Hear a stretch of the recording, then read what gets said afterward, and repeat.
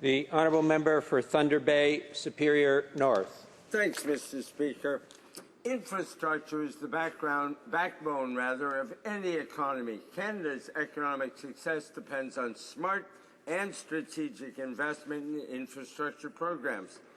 Unfortunately, this Conservative government has allowed Canadian infrastructure to crumble and decay, including ignoring Ontario, the country's industrial heartland, in favor of subsidizing the energy sector in Alberta. Ontario pays 39% of all federal revenues, but receives only 34% of federal program dollars. My riding of Thunder Bay Superior North and Northern Ontario represent a vast and remote region. However, our region's economy faces unique challenges and threats. Unemployment rates are high, commodity prices are falling, forestry continues to suffer, tourism has fallen without adequate federal marketing, exports have decreased, and there are no roads or power lines to most remote First Nations communities.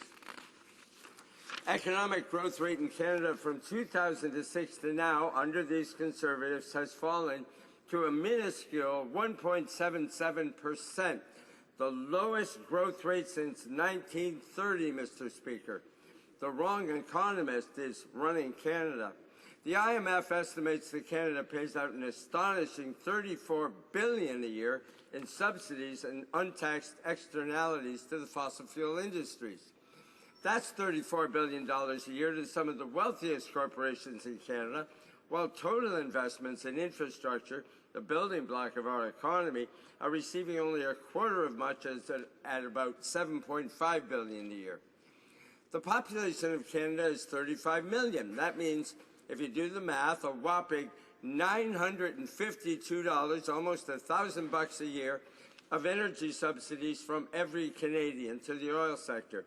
On average, every Canadian was taxed, they're really taxes, $952 in 2014 to subsidize big oil.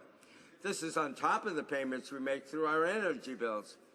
David Liptow of the IMF explains that removing these subsidies worldwide could lead to a 13% decline in CO2 emissions. Infrastructure monies to municipalities have gone down significantly under the Conservatives. Budgetary holdups mean that some Canadian cities are likely to be receiving no infrastructure funding for the third year in a row. FedNor has steadily decreased its funding to various programs in Northern Ontario despite increased applications for funding, but those applications are held up, stuck on his desk, by the minister from Kenora, who puts his party before his communities and his constituents. What would Canada do with an extra $34 billion a year? We could build 140 kilometers of badly needed urban subway lines every year, or we could build about 560 kilometers of light rail transit. Canada's infrastructure deficit of crumbling roads, rusting rail, and outdated water and sewage treatment is pegged at $171 billion in backlog. But that huge backlog could and would be wiped out in 5 years with the revenue we're subsidizing to the oil, coal, and gas sectors. But our Prime Minister has refused repeatedly to even meet with the premiers to discuss it. So, Mr. Speaker, when will this government start supporting important infrastructure projects, including those in Thunder Bay Superior North and all across Canada? Thank you, Mr. Speaker. The Honourable Parliamentary Secretary for Infrastructure and Communities. Well, thank you very much, Mr. Speaker. And in fact, since this Conservative government was elected in 2006, Canada has led all G7 countries with respect to investments in infrastructure as a percentage of GDP. And what have been the results of those investments, Mr. Speaker? The average age of public infrastructure is now at its lowest point since the early 1980s.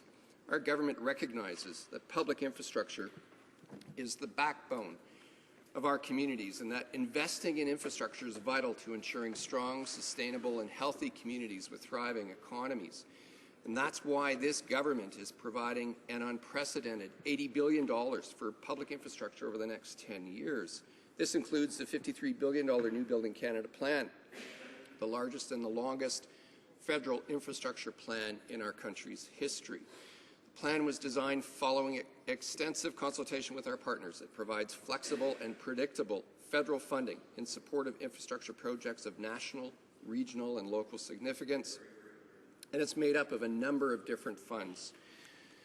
The New Building Canada plan has been open for business since March 2014. Moreover, over $6 billion in public infrastructure funding continues to support infrastructure projects across the country from our original Building Canada plan that started in 2007.